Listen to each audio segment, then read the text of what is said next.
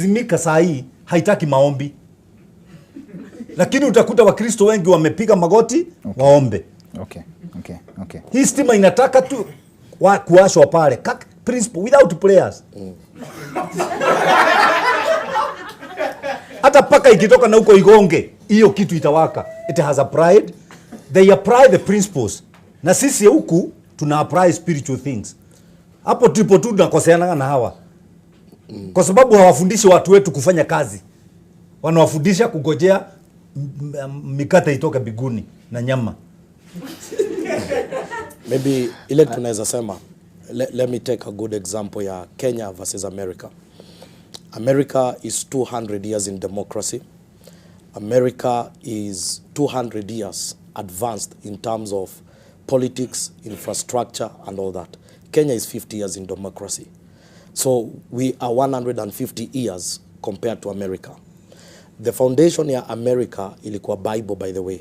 And that's why unakuta saa hizi wametoa Bible out of the equation. And for the first time tuliona maandamano America wakati wa Trump. Because kuna vitu Bible uletanga in place. What lazima tuelewe pia, kuna spirituality na kuna teachings of scripture. Africans generally we are spiritual. We respond to things from a spiritual level. Alafu kuna teaching ya scripture na kuna application ya scripture. Wakati tunaangalia hizi vitu zote, lazima pia tukuje tujiulize, who defines success? What is success? Between mse akona 14,000 ya kwenda dialysis na mse mwenye akona 10 bob na hanid kwenda dialysis, who's more successful? Is it on economic scale? Is it on social scale? Who defines success? Because majority of the things we have in Africa are for free, and majority of the things we cannot afford, some of them atazitusaidie. A case example right now, Germany. Hawezi pata counselor wa psychology for the next 5 years. Depression is killing people. Germany ndo the biggest manufacturers wa Mercedes-Benz. Ukilanda airport leo Germany, unachukuliwa airport na Mercedes. Sina Mercedes, but mina lala kwa keja, bed ya mabati, deni yangu ni ya fuliza ya chwani. Na mina oversleep. Mse ako Germany, akona sleeping terror, lazima ameze sleeping pills, anaishi kwa 4 bedroom, akona good sanitation, akona good housing, but the things that make life, haizi afford. Because inaletwa na God. So what we need to understand is that faith brings what money cannot bring. Because if money can bring, then you don't need faith. Faith kamisa hizi naza kwambia, I'm more blessed because sijakuwa msick for the whole, but then the last time nilikuwa sick kwa time ya circumcision. I'm more blessed kuliko msick. So you are circumcised? Yes. Okay. No, I'm just asking. I'm more blessed kuliko msick akona insurance cover ya 10 million. Sina 10 million, but I tell you I have something 10 million cannot even cater for. The second thing sani kwanza kuangalia, our greatest problem in Africa is leadership. By the way, we are so blessed. Kenya population ya 45 million people. Angalia deals tunakata na China. Ati railway enough kutoka China ikuje through Mombasa, ikuje itulete vitu za China Kenya, badala tutengeneze railway inatoka kwa factory zetu ikipeleka vitu China. So we have a problem with leadership. Ukistudy politics za hii nation, utadiscover mzungu alienda lakini aliacha mzungu mwafrika.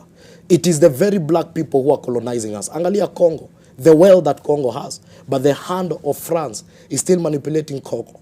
So it's not a prayer issue, it's also leadership.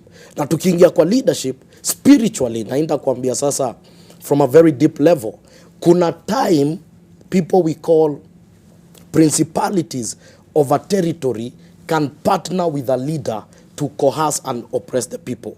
What am I trying to say?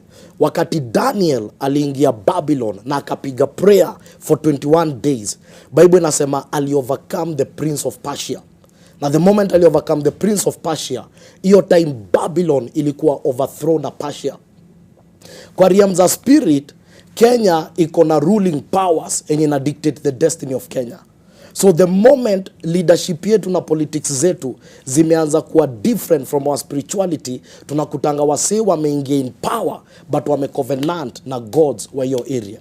Good example, angalia every year before tuingia politics, kuna watu wanaelewa spirituality ya hii nation. Every year kuna wase lazima wa meet Limuru. Wanaitanga Limuru 2, Limuru 3.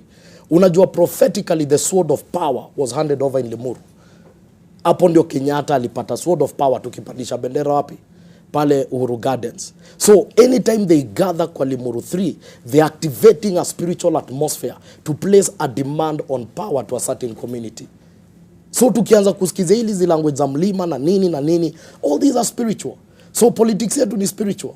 And so lazima tuelewe that governments zinaraniwa spiritually, but at the end of the day, leadership inaweza kuwa hijacked na the wrong forces na ukute community inaishi na demonic oppression, which is not the will of God.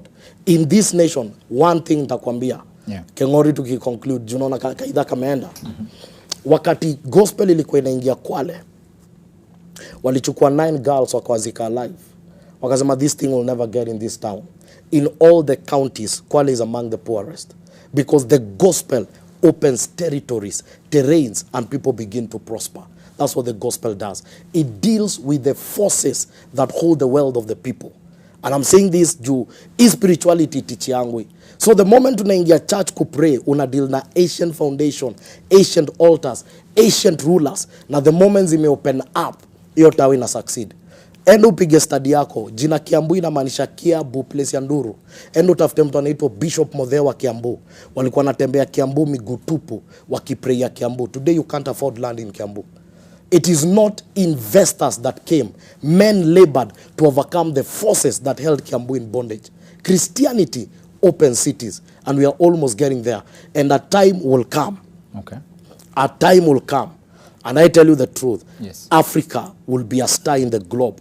Because another generation is coming that tuna face out generations zenye believe in Africa. We are so blessed, but we have the wrong gatekeepers. Na hiyo time itafika. Even in Kenya by 2030. Tuanza kuona vitu tu zimeshift na wealth yetu itakuwa realized. So we don't have a spiritual issue. Okay. We have a leadership issue.